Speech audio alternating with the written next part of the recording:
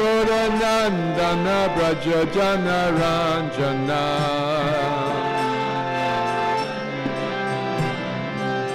Jamuna Tira Banachari Jamuna Tira Banachari Jaya Radha Madhava Kunja Bihari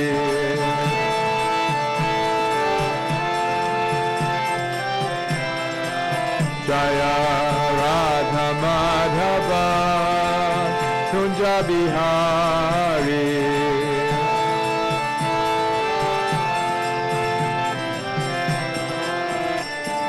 Gopi Janna Vallabha Girivaridhari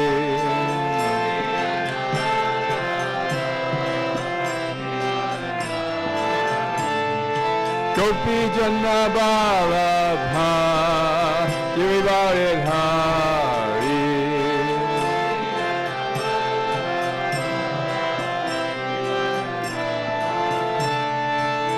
Yashoda Nandana Rajajana Ranjana Yashoda Nandana Rajajana Ranjana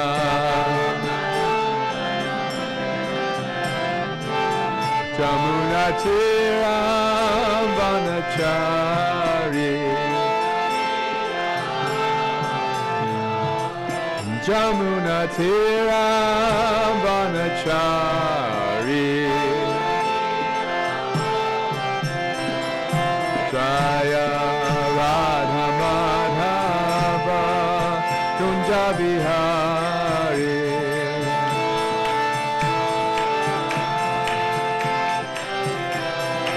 Jaya Radha Madhava Kunja Bihari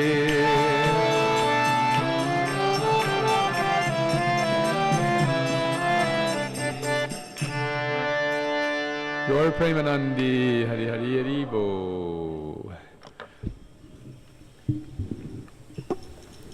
Om Namo Bhagavate Vasudevaya. Om Namo Bhagavate Vasudevaya. Om Namo Bhagavate Vasudevaya. No? Narayanam Namaskritya Naram Chaiva Narottamam Devim Saraswatim Vyasam Tato Jayam Udirayed Nasta Praishvabhadreshu Nityam Bhagavata Sevaya Bhagavati Utama Shloke Bhaktir Bhavati Naishtaki. This morning we're reading from chapter 2 of the 11th canto, text number 50. Na kama karma bijanam Yasya cetasi sangbhavaha Vasudevaika nilaya Savai Bhagavatottama Na kama karma bijanam Yasya cetasi sambhavaha Vasudevaika nilaya Sabai Bhagavatottama. Please chant.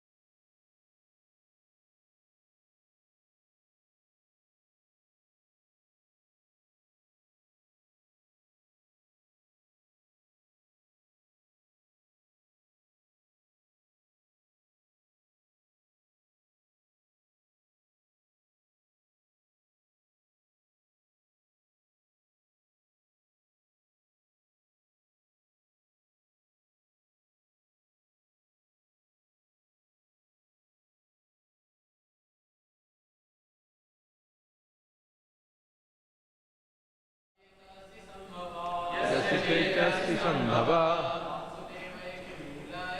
Vasudevaika Nilaya Bhagavad Bhagavatottama. Anyone else?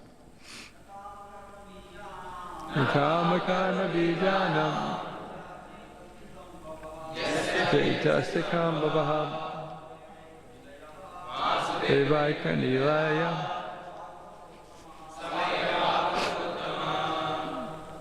Go ahead.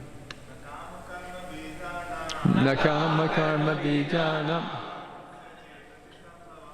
Vasudeveka sambhavaha Devasya Kalinaya Hai Bhagavatottama. Never. Kama, of lust. Karma, fruitive work. Bijanam, or of material hankerings, which are the seeds of fruitive activity. Yasya, of whom, Chaitasi, in the mind. Sambhava, chance to arise. Vasudeva Ika Nilaya, one for whom the Supreme Lord Vasudeva is the only shelter.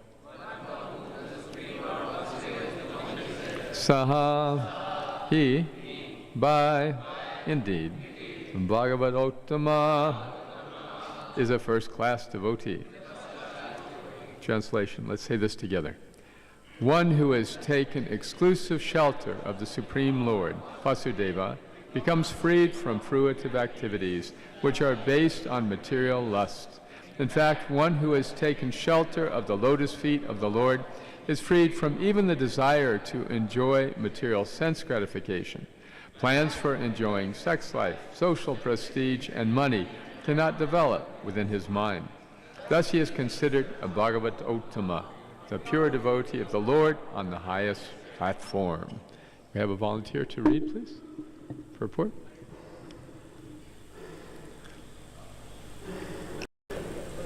Yes. Of material envy, false elation, delusion, and lust. Oh no, okay. According to the Vaishnava commentators, the word Bijanam in this verse refers to Vasnaha, or deeply rooted desires, which gradually fructify in the form of activities, for which the living entity becomes subject to reactions. Thus the compound word Kama Karma Bijanam, material world, indicates the deep-rooted desire to lord it over the material world through the enjoyment of sexual pleasure and the expansions of sexual pleasure mentioned in the Bhagvatam 5.5.8 as Gra Kshetra Sutat Vittehe, that is, a beautiful residential building and ample land for producing sumptuous food to fill the belly, as well as the children, friends, social contacts, and a large bank balance. All of these material items are essential for completely forgetting that one is an eternal servant of the Supreme Lord. Therefore, as stated in the Bhagavatam, Janasya Moho Yam Aham Ameti 5.5.8, intoxicated by these objects of material illusion, the conditioned souls becomes madly convinced that he is the center of the universe, and that everything in the existence has been created only for his personal sense gratification. Whoever obstructs such illusory enjoyment becomes immediately his enemy and subject to be killed. Okay, let's stop there for a moment. This is reminding me of a play I saw many years ago in Mayapur. There was a wonderful devotee from Russia who was a former soldier in the Russian army. And his service in the army was to perform dramas for the entertainment of the troops. So then he performed a drama for the entertainment of the devotees. And it was a one-man play, and he did not speak English, so it was all by mime and action. So he played the part of the materialist, and then he played the part of the devotee, and then he played the part of the materialist's mind, and how the devotee was convincing the materialist to become a devotee. And so the mind was objecting and objecting and objecting. In the last scene of the play, the mind comes trudging out in a dhoti. So the mind of the devotee becomes devoid of even the inclination to think about Dhanam, Janam, and Sundarim, as Chaitanya Mahaprabhu said. Sex life, social prestige, and money. Dhanam, Janam, Sundarim. So in this purport, Hridayananda Maharaj, who's commenting on behalf of Srila Prabhupada, says that he's quoting Lord Rishabhdev's teaching, Pumsastriya Maituni Bhavametam Tarorapi Hridaya Granthi Mahu. This means when man and woman unite, then the knot in the heart develops. And then Ato Griha Kshetra Sutapta Vritaya. There needs to be all the facility to accommodate that union. Griha, a house, Kshetra, field of activities, and then Sutapta Vritaya. There have to be children and money. In this way, Janasya Mohoya Mahamameti, the illusions of life are increased. Now, the Bhagavatam is very frank about these points, that the condition of the materialistic householder is fraught with all of these entanglements. How about the devotional householder? Is it the same thing? There's a tendency to conflate the two, but they're very different.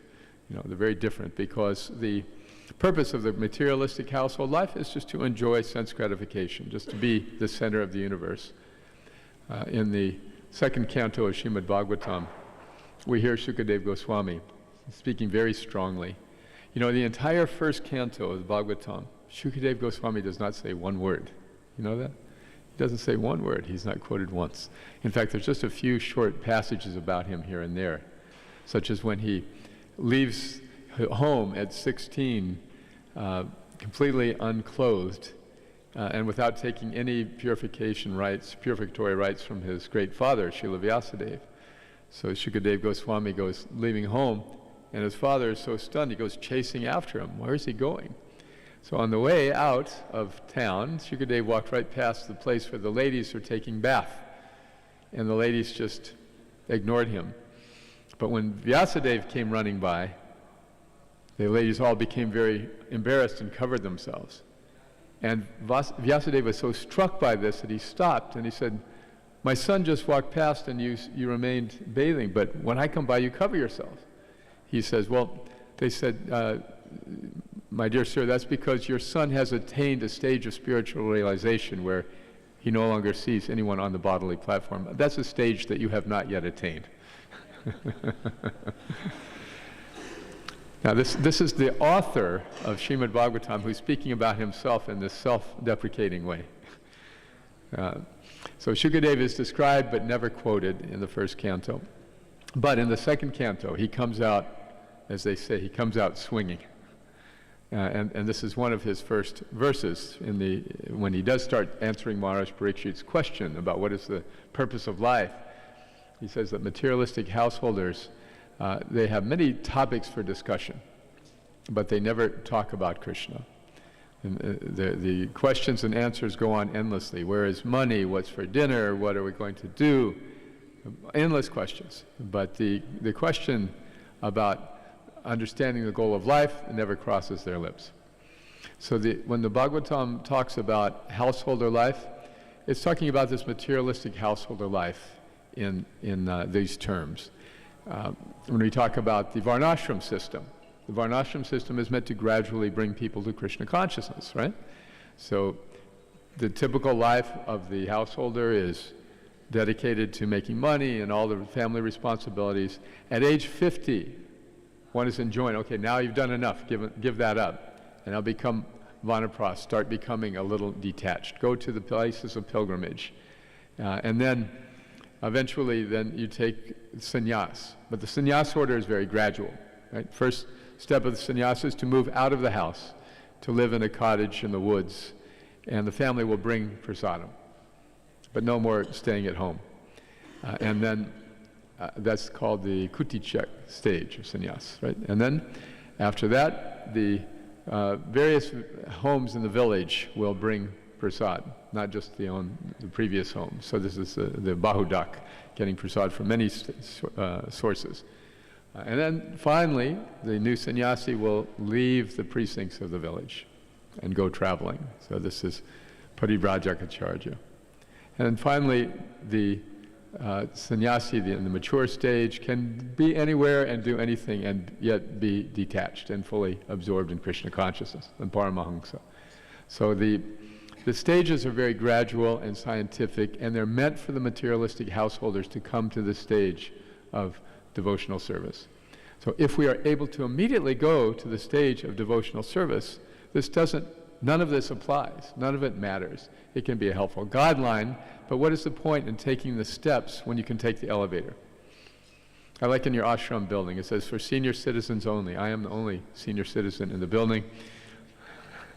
So it's my privilege to use the elevator, but I need the steps for exercise. So just as an example of this point, how the devotee is transcendental. We have Srila Bhaktivinoda Thakur. So as a householder, he had many, many responsibilities. But as of age 30 or 35, after he discovered the teachings of Lord Chaitanya, he was always absorbed in Krishna consciousness. So his life was completely dedicated to Krishna, rising early, writing books, chanting, doing his duties in the court, coming home from more kirtan. In this way, he remained absorbed even as a householder. None of these materialistic householder things applied, although he had a house and family and social life. It was all for Krishna. So much so, in those days, the parampara of Chaitanya Mahaprabhu was held by the Babajis, Jagannath Das Babaji, Gorkishore Das Babaji. These Babajis were very detached, and they did not preach. Their preaching was by their example of chanting. They were so revered that people would come to them for advice. And particularly Gorkishore Das Babaji did not like to have this input from materialistic people, always asking him advice. He was like the 6 Goswamis, Dir Adira Janapriyo. They were respected and loved by everyone, even if they weren't devotees. So Gorkishore would be getting all of these mundane questions. He did not like that. So he tried one strategy. He went down to the latrine area and he would chant his rounds there, hoping the obnoxious smells would just keep people away. But they would still come. So then he came up with another strategy. He bought a 35 rupee dhoti, a very expensive dhoti, and a big bead bag. And he started striding around town, Hare Krishna, Krishna Krishna, Hare Hare. And everyone thought, oh, who is this so-called Babaji? He's just collecting money and making a name for himself as a big chanter. Then people left him alone. So Bhaktivinoda Thakur was in this environment where the greatest devotees were the Babajis. And he was a householder. So as he grew older, he was less and less involved in the work and the family and more in his chanting. Finally, one day he put on the dress of the Babaji, the Vish, the Babaji Vish. And then he went home and chanted Hare Krishna. Yeah, he was so detached that why bother relocating? So in this way, we understand we are so privileged by the grace of Srila Prabhupada, Chaitanya Mahaprabhu, the parampara. We're privileged to go right to the point of Krishna consciousness. So then the rest of our lives, however our ashrams and our varnas work out, that is secondary. The first consideration is how we're going to remember Krishna. And Srila Prabhupada has made it so easy. Just chant 16 rounds and follow the 4 regulative principles and serve in a favorable way. Avoid offenses like this. Then we can remain. Actually, avoiding offenses just allows us to continue chanting. If we make offenses to devotees, the result is not a lightning bolt from God. It's just that we lose our taste for chanting. If we lose our taste for association with devotees.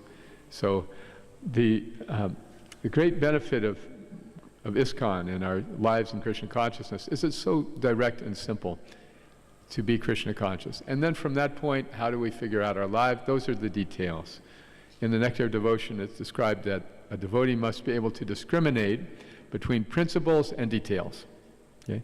So the principles are always remember Krishna, never forget Krishna, which we do by chanting. And the details are everything else.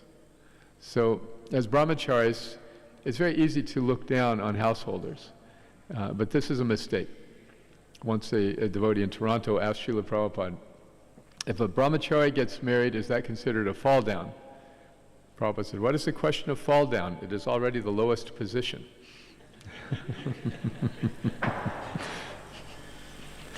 So the important principle is to be honest with ourselves and with Krishna. That's the principle. We do not need to make a facade for Krishna and pretend that we're something that we're not. And the principle of understanding Krishna is a goal of life, and Krishna is our best friend, and there is no shelter in the material. These are principles. There's no shelter in this material world. However else we set up our lives around that, that is okay. My father used to tell me that when you're packing the trunk of a car or boot for a trip, you take the biggest suitcase and put that in first. You get the biggest suitcase in, then you can fit the smaller ones around. But if you put the smaller ones in, because they're easy, then you have no room for the big one, right? So this is the life of the materialist. Let me take care of the family and the money and the household and everything. And then as time permits, I'll take care of my spiritual life. See? And this doesn't work. Then spiritual life is so low on the list that it will not have the effect of relieving one from the cycle of birth and death. So we make that our first goal, everything else will fit nicely. Any questions on this much? Any discussion? Okay. All right, so let's... Yes, Prabhuji. Hare Krishna, Prabhuji. No questions, but just a reflection, Prabhuji. Please. This question came to my mind. Like Bhagavatam speaks a lot about the household life, how it is condemned, it is not good. But you just like made it very clear that how there's a difference between the materialistic household life and the devotional household life. Right. So that difference has to be understood.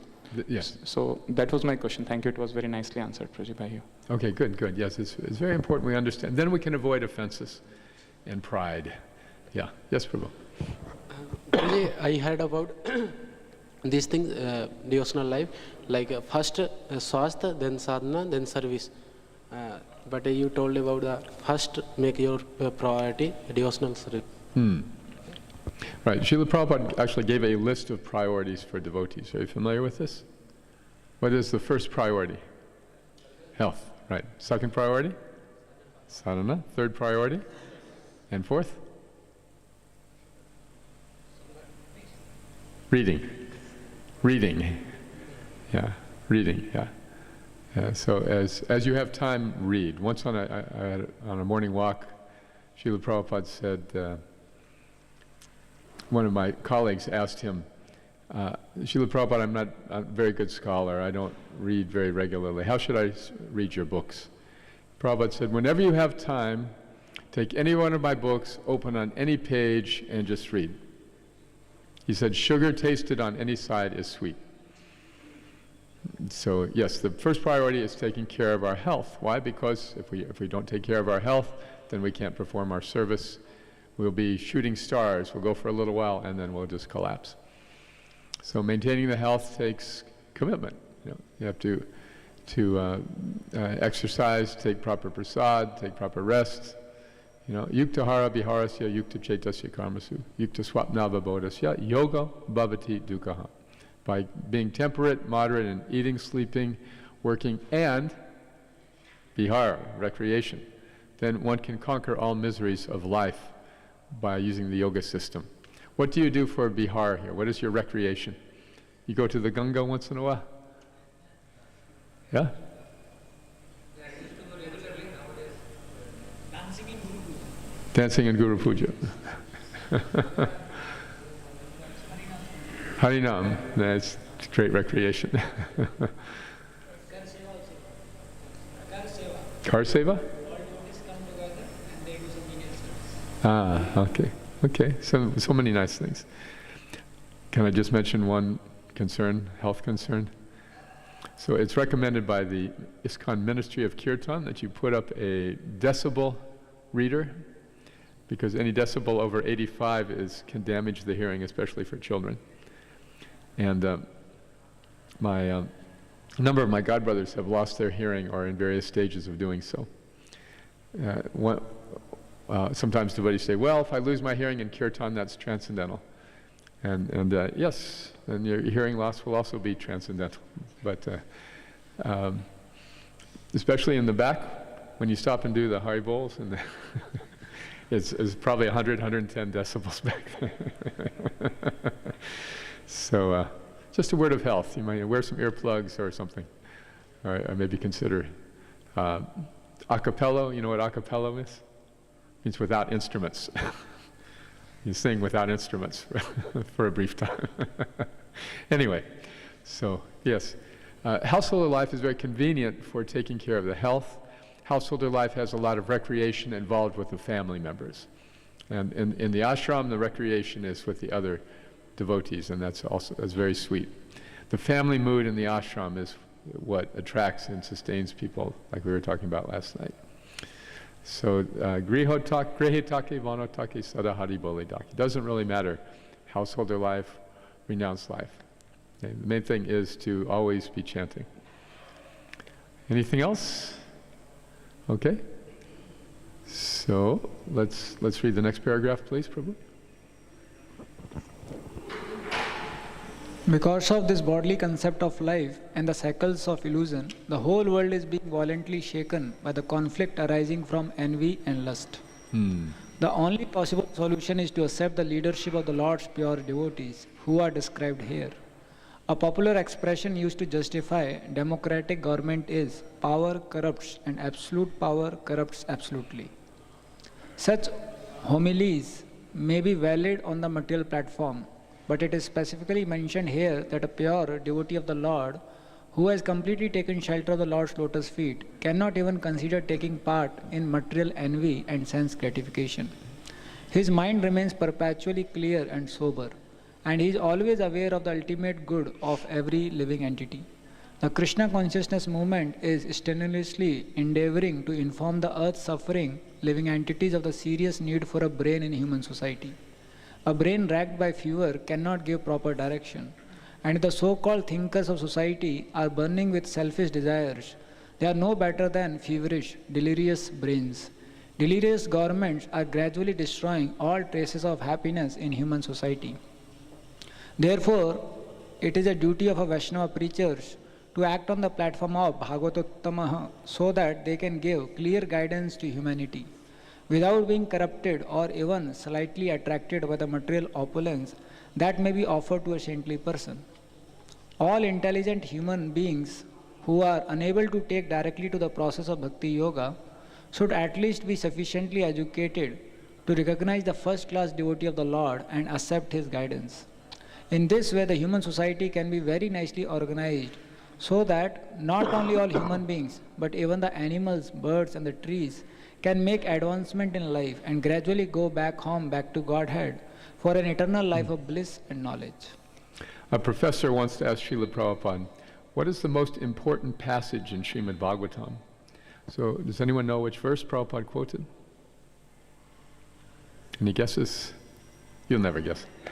It is 129, unless you know this particular exchange. He quoted verse 9 of the second chapter of the first canto, which is Dharmasya Yapavargasya Narto Utai Upakalpate Nartasya Dharmakantasya Kama Lobhaya Hi Smrita. This means that spiritual life should never be performed for economic gain. And if in the course of your spiritual journey you get economic gain, it should never be used for sense gratification. So in India particularly, well, no, not just India, everywhere, religion and business are very much intertwined. More visibly, I would say, in India. Yeah. If the family has a nice temple, it just is passed down from generation to generation, and right, the descendants collect nicely and live comfortably. This is the seminal disciplic succession, as is said. So what is the relationship of devotees and money? Money is Lakshmi Devi, and she is Krishna's energy, and she's Chanchala. Sometimes she comes and sometimes she goes. In the Srimad Bhagavatam, Maharaj Parikshit asks, Shiva is dressed like an ascetic, but his devotees are all opulent. Whereas the Vaishnavas worship Lakshmi Narayan all opulent, but they are often poor. Was that, by the way, last night, the big party? Did anyone hear the big party going on last night? Was it Shivaratri? Yeah, my godbrother used to say, in India, noise is truth. The louder you are, the more true you are. Did anyone besides me enjoy the music last night? Yeah? Yeah, from 11:30 I was enjoying. And it was funny. I was just wondering, when are they going to stop, you know? Because I wanted to chant my rounds, but it was just impossible.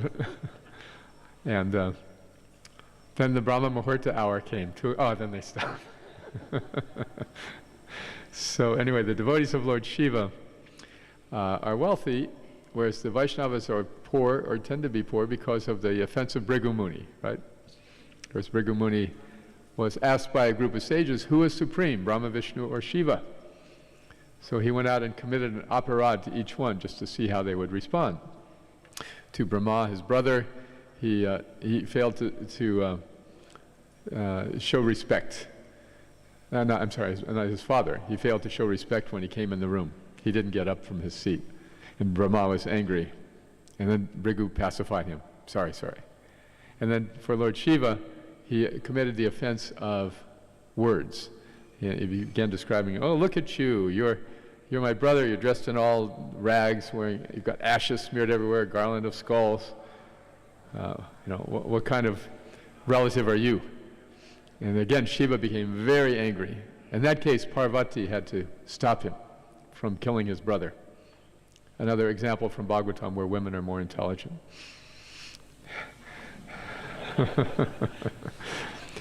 And then he went to Lord Vishnu and committed corporeal offense, kicked him in the chest. And to which Lord Vishnu responded, my dear Bhrigu, your foot is so soft, my chest is so hard. Did my chest hurt your foot? So seeing how Vishnu was not angry, Bhrigu understood he's the supreme. And this is such an instructive story. Vishnu forgave him, but Lakshmi did not. And ever since then, the devotees have sometimes been wealthy and sometimes not. So if we look at Srila Prabhupada's life, it's a good example, right? How he was very prosperous as a young householder around the time he met Bhaktisiddhanta. After he graduated from college, his father's friend, who owned a big chemical company, gave him an executive position right out of college. And the other senior employees were a little jealous. Why is this young newcomer who doesn't even know our business getting this executive position? And the owner, Dr. Bose, explained, well, I need someone to sign checks, and I need someone I trust like my son. So I trust this boy like my son. So they were still a little disgruntled. But Prabhupada had that job, and then he got a job from an offer from a competitor. This competitor offered him a comparable position but in a bigger company. And he said, if I had taken that job, I could have just sat in the office and signed checks and made lakhs of rupees. But he said, I was young and puffed up. And so I said, yes, I'll take your job, but I want this condition and that condition. And they said no. And so he kept his other job. But the senior executives knew that he had talked with this other company, and so they complained to Dr. Bose. Your loyal employee here is not being faithful to you. So Prabhupada commented on this. If I had just taken that job, I would have been very comfortable and wealthy. But then he lost his other job and had to start his own firm. But even that firm became successful. So he was thinking that I'll have my own company and now I know this business, it will be very, very successful. His horoscope had said he would be one of the richest men in India. So his plan was, okay, I will make money, since I'm a householder, I'll make money and then I'll use it to spread my Guru Maharaj's mission. That was his whole game plan for decades. Okay? And so he was working hard, and yet the business was not working. It would go up, but then it would go down. He'd be successful, but then something would go awry. And he was always traveling, working hard, but it was not somehow working out. So a godbrother later quoted this verse, Yasyaham anugrahami harishe tadhanam shanai. Krishna says, I believe it's in the 10th canto, that when I'm especially merciful to someone, first thing I do is take away their money. Why? Because when you lose your money, then the family and friends have no interest in you anymore. So in this way, a devotee has this relationship with material energy that may vary. And in this commentary, Hridayananda Maharaj is explaining that money and power are the things that drive materialists, and therefore materialists in the role of government have to become corrupted, inevitably, because this is their ultimate motive and shelter. To be selflessly serving humanity and the people, the citizens, is beyond their capacity. There's always some kickback or some kind of personal benefit. So the great example, of course, is Chanakya Pandit, who was uncorruptible, and even when he elevated Maharaj Chandragupta to the power of the throne, he refused to take the spoils of his new kingdom. Chandragupta Maharaj said, please come and live with me in the palace. You're my most trusted advisor. Chanakya said, no. Just let me stay in my little hut outside the palace. In this way, he could not be purchased. See, so these degraded public officials today, everything is centered around money. In America, they have what's called a green card that you can get if you're an immigrant. It's very competitive, it's difficult, but if you're fortunate, you can get this green card and then have citizenship. So now the government is offering what they call a gold card. If you simply come and pay $5 million, then you get citizenship. So this is just an example how money is all that counts. Actually, this is predicted in the Srimad Bhagvatam, right? That in Kali Yuga, if you have money, then you're a gentleman. Doesn't matter what your character is, doesn't matter anything. As long as you have money, then you're a gentleman and a scholar.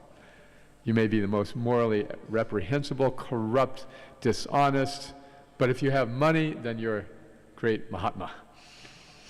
And so the government being led by such persons cannot possibly help the citizenry. And it is incumbent on the devotees in the Krishna consciousness movement to become strong devotees, to develop good character. In a materialistic society, these things will not be appreciated, and so you cannot expect to get Dhanam, Janam, and Sundarim from pursuing Krishna consciousness. However, you can become a Brahmana and a person of ideal character, and from that, Krishna, through that presence of Brahmins in society, the Lord can work. Without the Brahmins, there's no head, there's no hope. But at least if there's a class of men who cannot be corrupted by these materialistic things, whose joy comes from their spiritual life, whose realization is fixed and their minds no longer making plans for sense gratification, those individuals can lead society. When and how that will happen is up to Krishna. But the first thing is to find and create those purified leaders. Any questions on this? Comments? This paragraph? Okay. Yes, Prabhu? Prabhuji, as you mentioned, Prabhuji, that the question that why devotees are often poor, so in response you told that because of curse of Mother Lakshmi ji.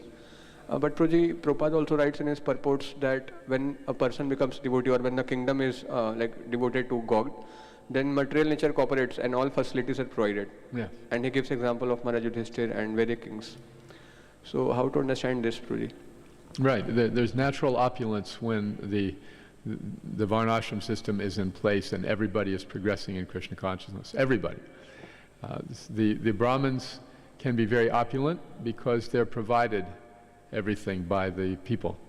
And people give them support because they value their presence and leadership. So to be a Brahmin does not, by definition, mean to be impoverished. Of course, the famous example is Sudama Brahmin, who was impoverished, but not attached to it. And it was his good wife We said, you please go ask Krishna for a donation. He's your friend. Now, wives are good for this, to get the husbands to get out and be productive. And of course, it was a great boon for Sudama. He had a good excuse to go see Krishna. There is a story about a man who died and ascended to heaven, and there were two doors to heaven. One door says, for men who are controlled by women, and there's a line to infinity. And the other door says, for men who are not controlled by women, and there's one man standing there. So the newcomer goes over to this one man and says, how do I get in the short line? He says, I don't know. Everybody asks me that. All I know is my wife told me to wait right here until she gets back.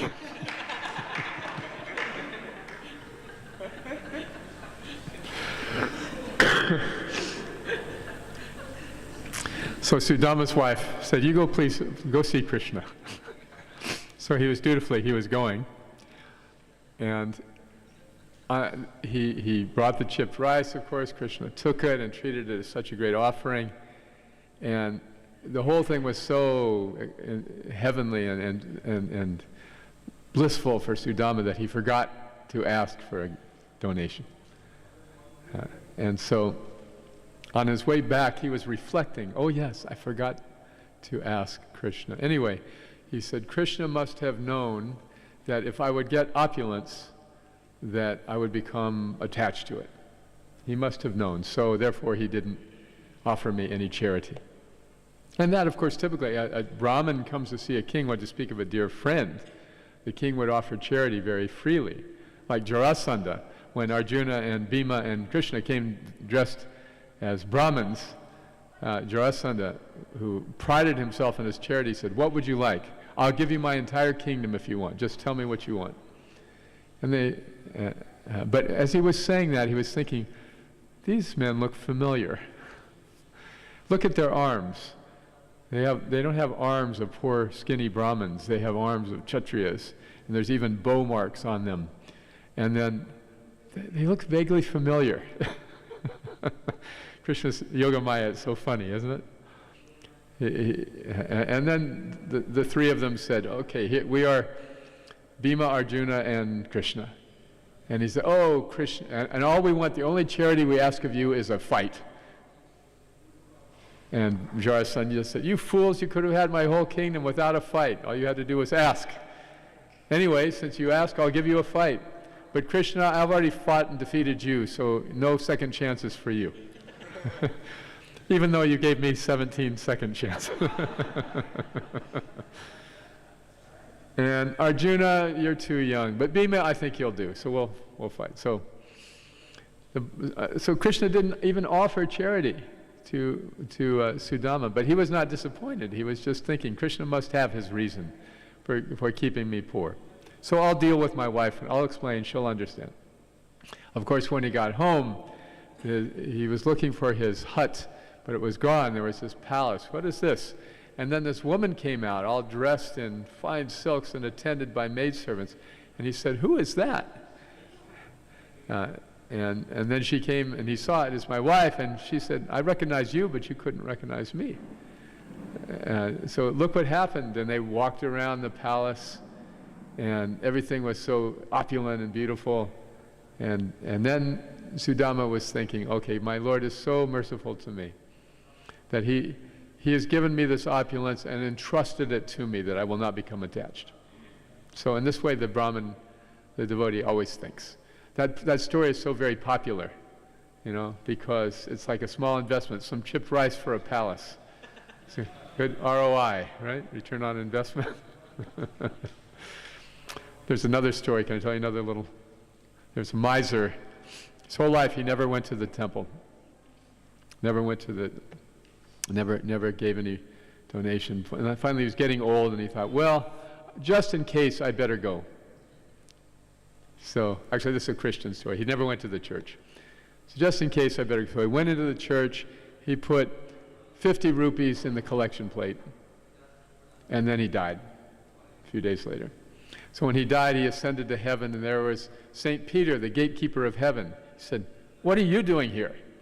He said, "No, I put my 50 rupees in the box." And St. Peter said, "Wait a minute, let me check my records." And then he came back and gave him 50 rupees. "Here, take your 50 rupees and go to hell."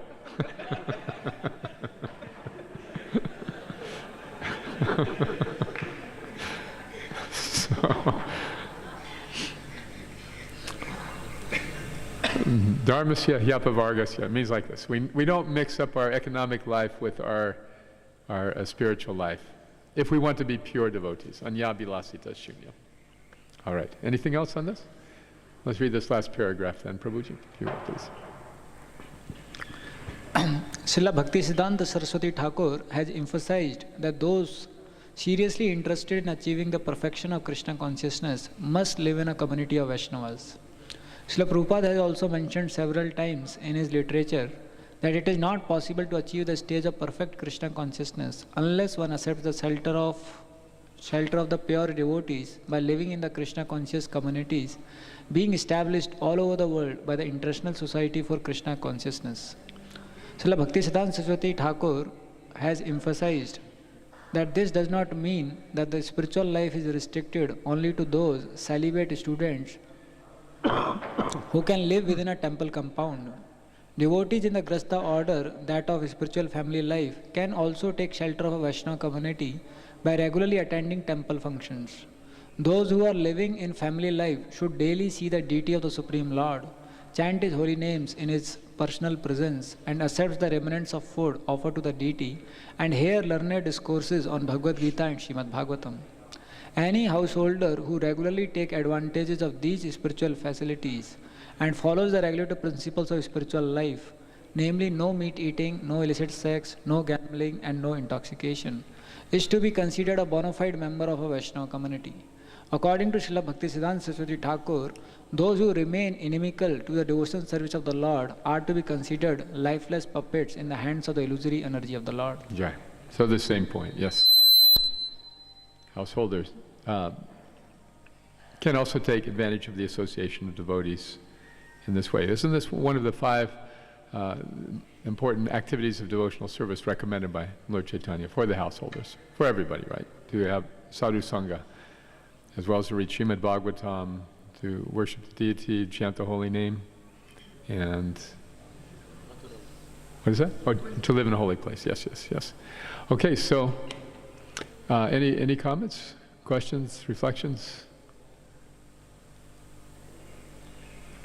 So here we have a celibate students who can live within the temple compound. You have a wonderful community like this here. How is the response from the general public for the temple? It's good? Okay? A little slow? What do you think? It's improving. Saturday, Sundays many do come Uh-huh. to take darshan. On Thursdays also. Uh-huh. In general days around 1,000 people visit. This is an area of Kanpur that's developing, right? Yeah, this is developing area. Yes. Right? Yeah. It's a little bit removed from the city. Yeah, a little outside. But this is a developing area, and we do conduct some programs on the Saturdays, Sundays in the temple itself. So we connect people here. We have a congregation of around 300 devotees. Very good. This is very intelligent. You know, the householders have particular needs. When you have children, these children become a very, very dear part of your life.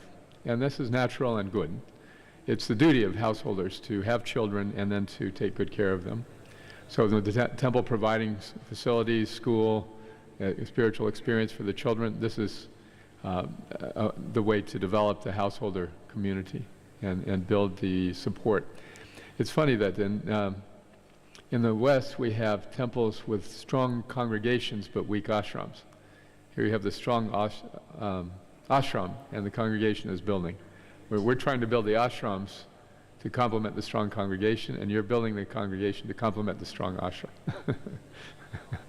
So like we were talking about last night, according to time and circumstance, everything is applied. So, okay, thank you. Anything? Yes, Prabhuji.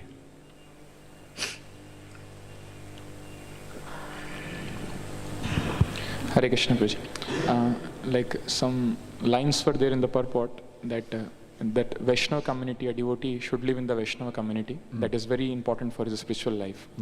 But when we live in the Vaishnava community, we live around Vaishnavas, then chance to commit offenses increases. Yes. Because we tend to see the material part, and so that reduces the respect for them, which Yes. we were having otherwise not staying with them. Yes. And that increases the chance of offenses, and the taste in spiritual life goes down by that. Yes. So how to deal with this? Yes.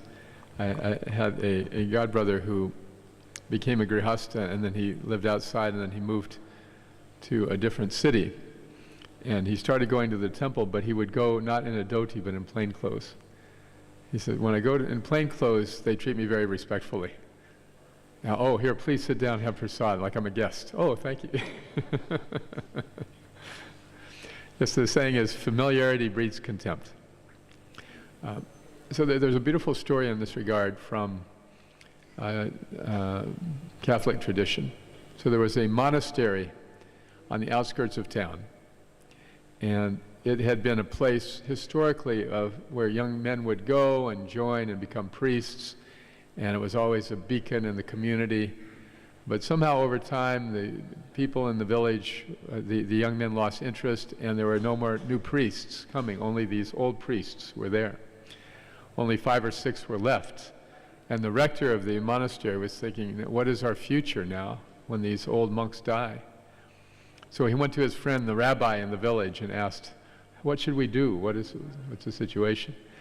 The rabbi said, simple solution. Just tell the monks that one of them is the Messiah. Just tell them that one of you is the Messiah, and don't tell them which one. So then, the 5 monks who had lived together for decades started looking at each other in a different way. Each one of them was thinking, well, I know I'm not the Messiah. Is it this brother? Is it that brother? He has that, I know it, he has this bad quality, but he also has this good quality.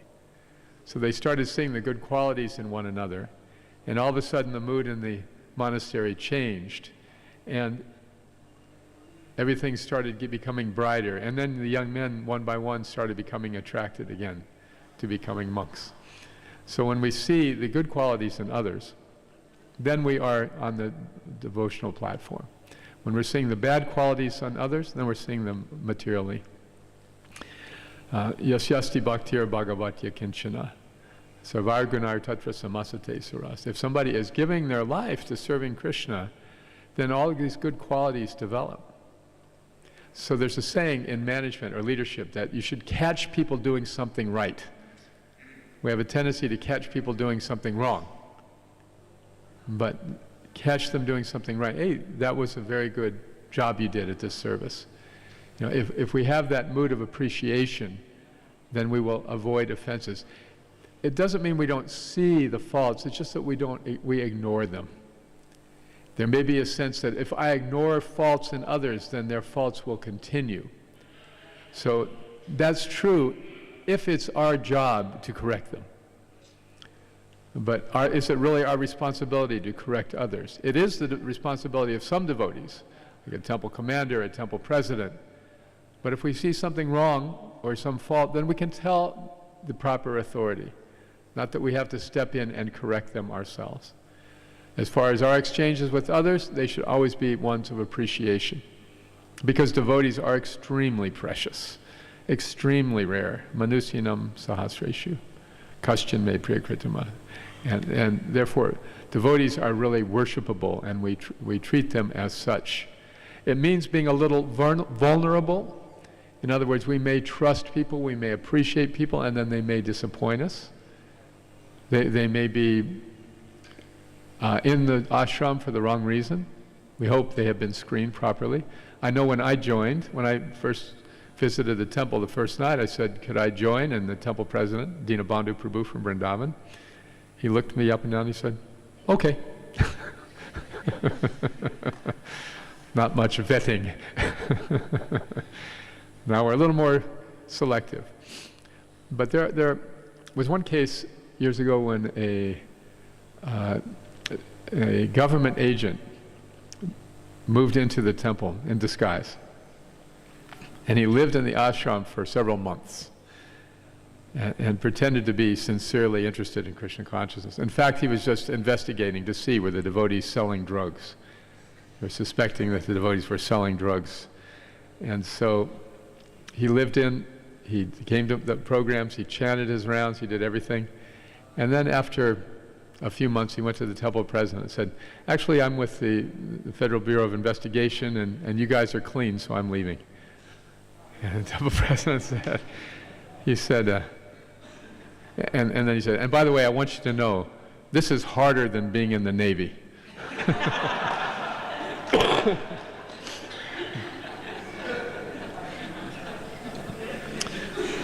So if we trust other devotees, we risk maybe getting a little taken advantage of to an extent. But it is not our duty to correct everybody. This is the point. If we see some fault, then we tell the proper person. And as far as we are concerned, we just appreciate the good. In the Nectar of Devotion, it said that one whose tongue is decorated with praise for others is worshipable even by the demigods. So this is austerity of the speech, right? Truthful, beneficial, and avoiding speech that offends. So this is a great art, to avoid speech that offends, yet be truthful and beneficial. Prabhuji? Thank you. I want to ask about how increase the interest to reading Srila Prabhupada books. By the laziness, it will be very difficult, Prabhuji, for me especially. How to increase the interest in reading Prabhupada's books? One way is to speak from them. If you have opportunities to give class to newer devotees, take those opportunities, and then that can be a great incentive to study. Regularity is very helpful. If we read in a systematic way, even for a short time, but at the same time every day, that helps us work through the books systematically. About writing his books, Srila Prabhupada said that he did it by doing a little bit every day. He said, little drops of water wear away big stones. So the discipline of reading just a little. Some people have a great taste for reading, naturally, some don't. Some people have a great ability to memorize verses, some don't. Can I tell you a story about Jayananda Prabhu quickly? Jayananda Prabhu was, of course, the only disciple Srila Prabhupada canonized. In other words, he said we could celebrate his disappearance day as a Vaishnava holiday, the only disciple. So Jayananda Prabhu was a very hard-working devotee, very sincere. He was virtually suicidal before he met Srila Prabhupada, and then his life filled up with joy. He was so grateful for that. He was an educated young man, engineer from Ohio State University.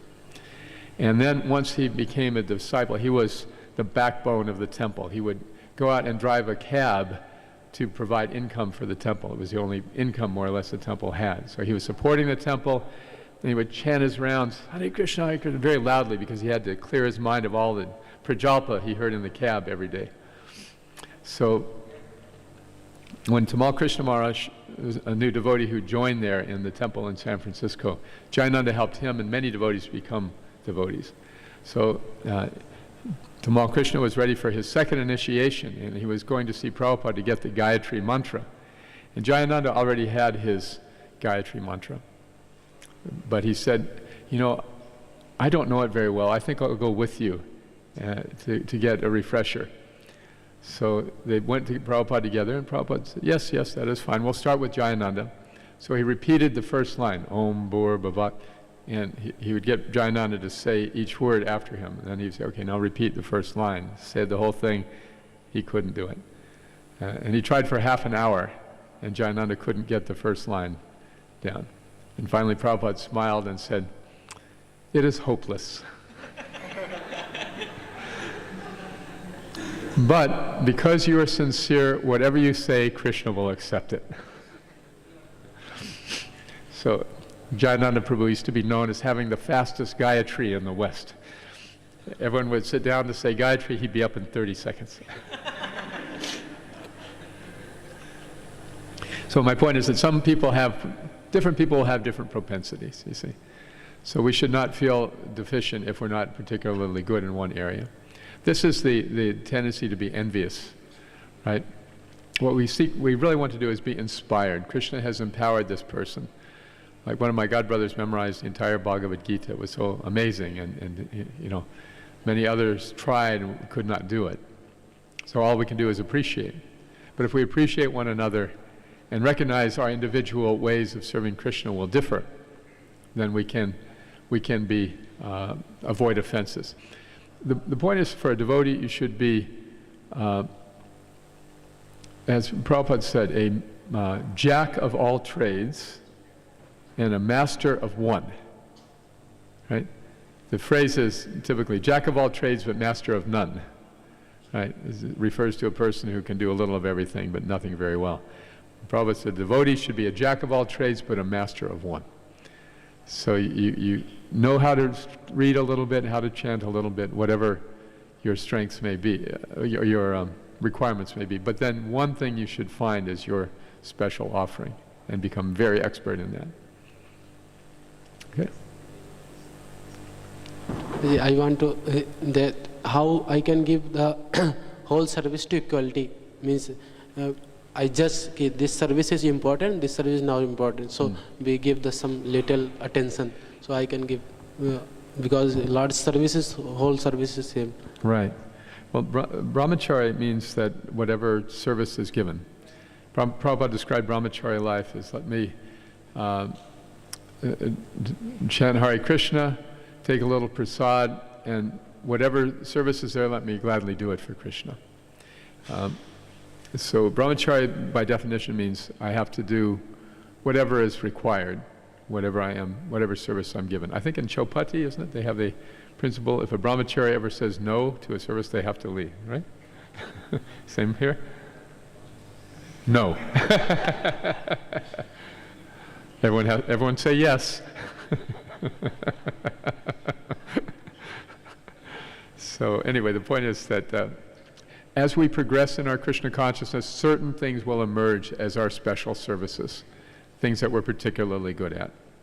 In the interim time, whatever service is there, let me gladly do it for Krishna. This is the beauty of brahmacharya life. It's very simple.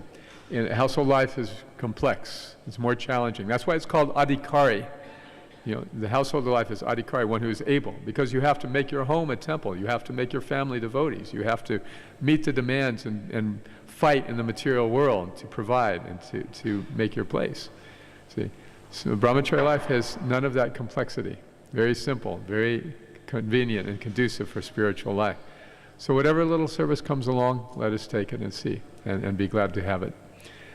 When I was a brahmacharya, I remember my temple commander telling me, if you don't clean the toilet, then Prabhupada has to come and clean the toilet. So that gave me great incentive. Yes, let me do this nicely. And in fact, they say GBC stands for Good Bathroom Cleaner.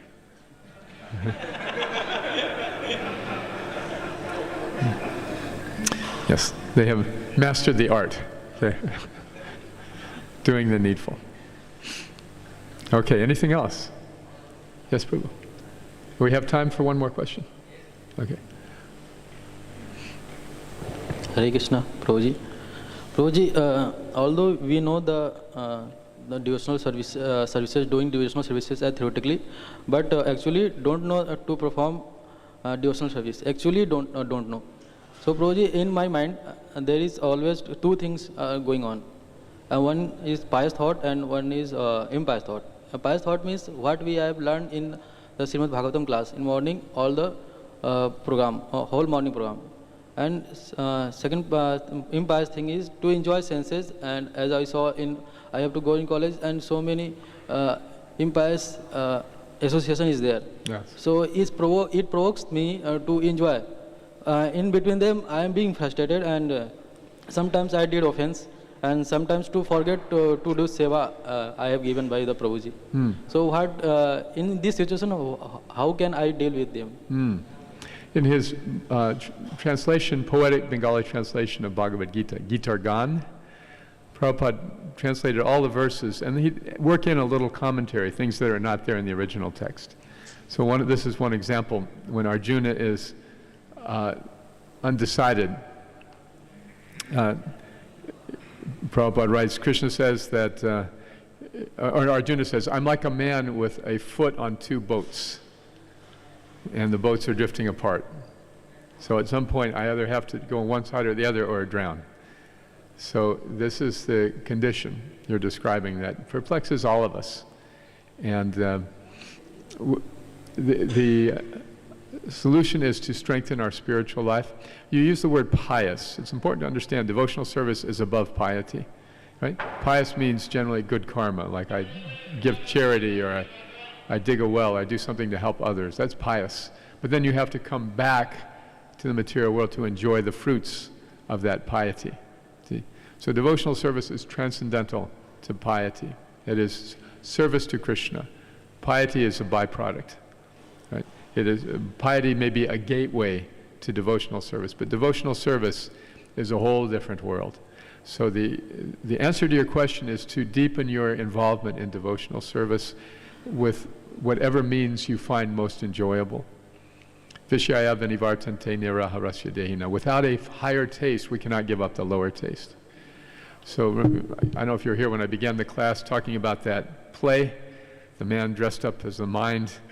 Very reluctantly, the mind will give up these attachments to sense gratification. Very reluctantly, but it will happen if we are finding joy in the association of devotees. Do you live with devotees? Yes, Prabhuji, I am living as with device. Very good. So this is the right kind of step. We're swimming upstream to be devotees in a materialistic world. So we cannot expect to have a lot of close association with the non-devotees. If we're with them, we take care of business, but we don't reveal our mind. Guyam akyati prichyati. We don't tell our confidential thoughts because they cannot appreciate or understand them. There's a story in the Hitopadesh about the monkey and the crocodile. You know this story, right? So they are always fighting, and then one day the crocodile swims up and says, yeah, we're always fighting, let's be friends. And the monkey says, okay, that sounds good. In fact, the crocodile says, I'd like to invite you to my house for lunch today, my friend. And the monkey says, but you live out in the middle of the river, how will I get there? Oh, no problem, here, you hop on my back, I'll give you a ride. So they're swimming, and then the monkey starts getting nervous. And he says, my friend, what are we having for lunch today? He said, we're having the heart of monkey. And the monkey, thinking quickly, he said, oh, my friend, I wish you had told me. I left my heart back in the tree, but if you take me back, I'll gladly bring it for lunch. So the foolish crocodile turns around, and the monkey hops off. And of course, then he doesn't get back on. So the point is, we may associate with materialistic people, but we don't give our heart. Okay? We may associate, but we don't give our heart. So you give your heart in the association of devotees. We can talk about our realizations. Questions like the one you just asked. If you ask that question to your friends at school, what would they say? Come have a party. Right? Right? Yeah, you're too uptight.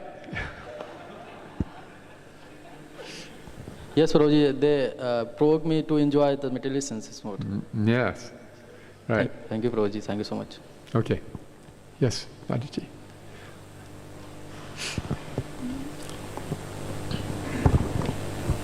Hare Krishna. Thank you, Prabhuji. Prabhuji, my question was a follow-up question from one devotee. Like you mentioned, like we see the good qualities in devotees. But sometimes when we are involved in service with them, and the bad quality is something which we need to again and again deal with. That becomes like the prominent thing, and the good qualities go in background. So how do we see their good qualities even when we have to deal with their bad qualities? Yes, this requires a kind of blinder. You know what a blinder is? They put on the horse so the horse can't see any distraction, just looking one point. So what are the good qualities? My dear late friend Bhakti Tirtha Maharaj was a master at this, absolutely expert. He could not see the bad qualities. He could only see the good qualities in others. Once we were going out on book distribution, and we were late from where we were supposed to be, and then we discovered, this is before GPS, we discovered we're going in the wrong direction. So we're late, we're driving the wrong way, and I was thinking, oh my God, what a mess. And he's got a big smile on his face and says, this must be a really good place to distribute books, because Maya's making it hard for us to get there.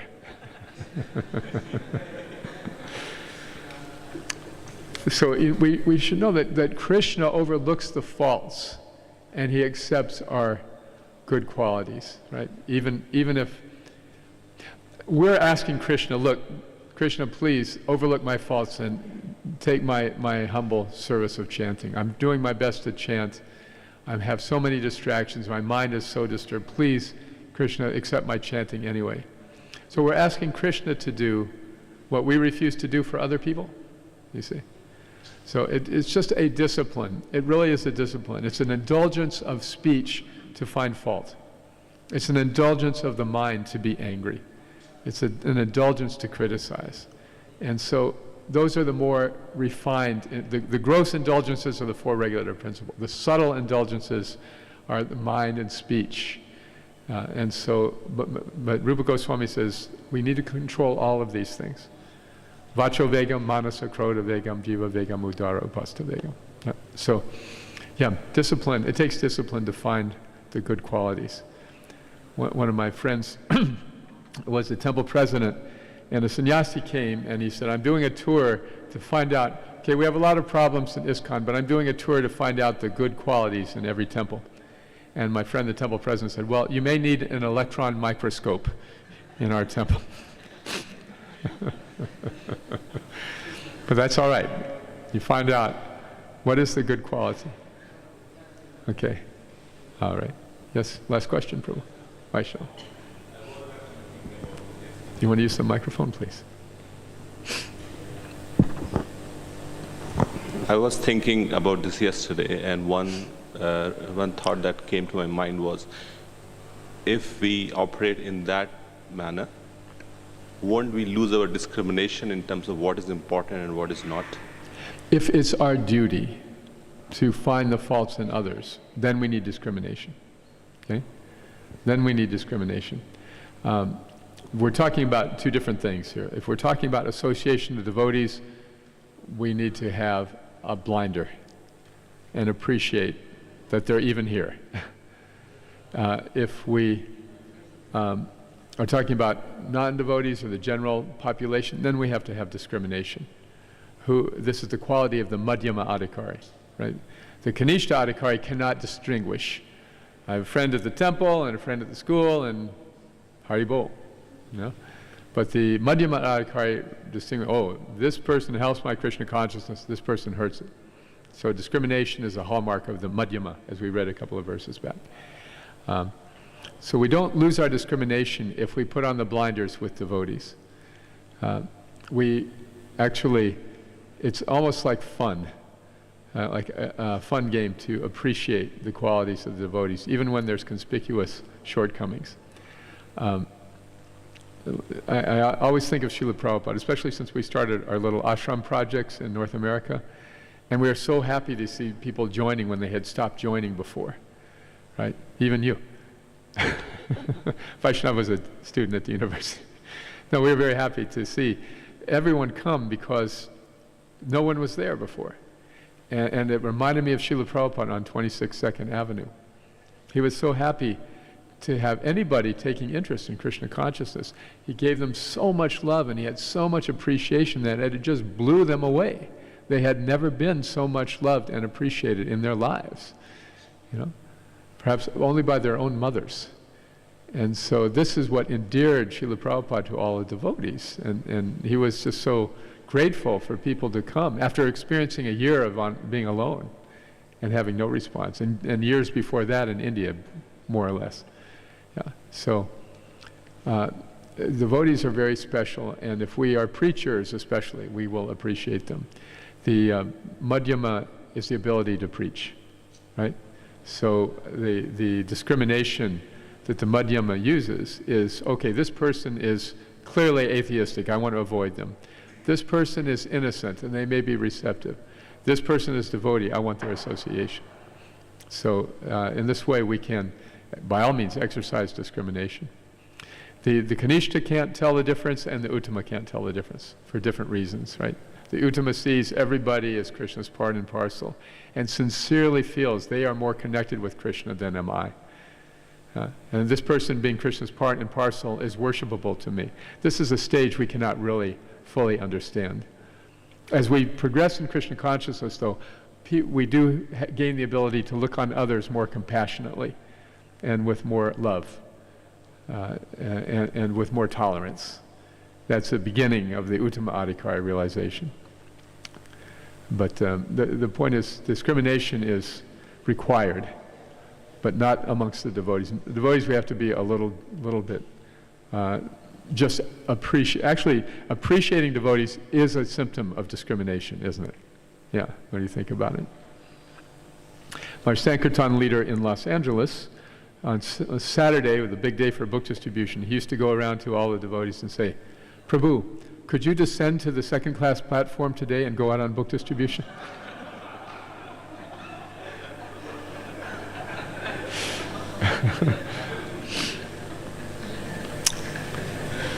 So thank you very much. It's such a joy to be here in Kanpur, Radha Madhava Mandir, and all you wonderful devotees. Thank you for the opportunities to speak. You have to ask Prem Harinam Prabhu for permission. Last card. Okay, Prabhu, go ahead. What is your name, Prabhu, with all the questions? My name is Hiranmay Nitaidas. Oh, yes, Ranyan. My question is, how to be all whole time enthusiastic? Like sometimes anartha outcome, then be humble and some treat to like a very humble way. So all duty. So how to be in humble way, in enthusiastic way? How do we humbly deal with anarthas in others or in ourselves? No, like how to be whole time enthusiastic with humble. Oh, humble and enthusiastic. In whole time, Prabhu. Then you have to be jolly. You have to be jolly. Yeah. Yeah. Sometimes my wife was raised in a Catholic school, and when she was younger, she wanted to be a nun, like her teachers. When she got a little older, she said, "I don't want to be like these grouchy old ladies." So. This is related to seeing the good qualities in others, not taking their faults too seriously, kind of being blind, kind of almost like bemused. Okay, here is this person who's trying to serve Krishna and is therefore worshipable in spite of coming from this conditioned background. Once Srila Prabhupada was invited to speak at a gathering in New York the devotees had arranged, and they spent a month's rent and rented an expensive hall thinking they could attract more high-class people, but hardly anyone came. And the devotees were very embarrassed and they apologized, Prabhupada, I'm sorry, we spent so much money to rent this expensive place and nobody came. Prabhupada said, nobody came? Didn't you see? Narada Muni was there, Lord Brahma was there, the 4 Kumaras were there. And the devotee said, Prabhupada, what were they doing? And he said, they were laughing like anything to see the Malechas chanting Hare Krishna.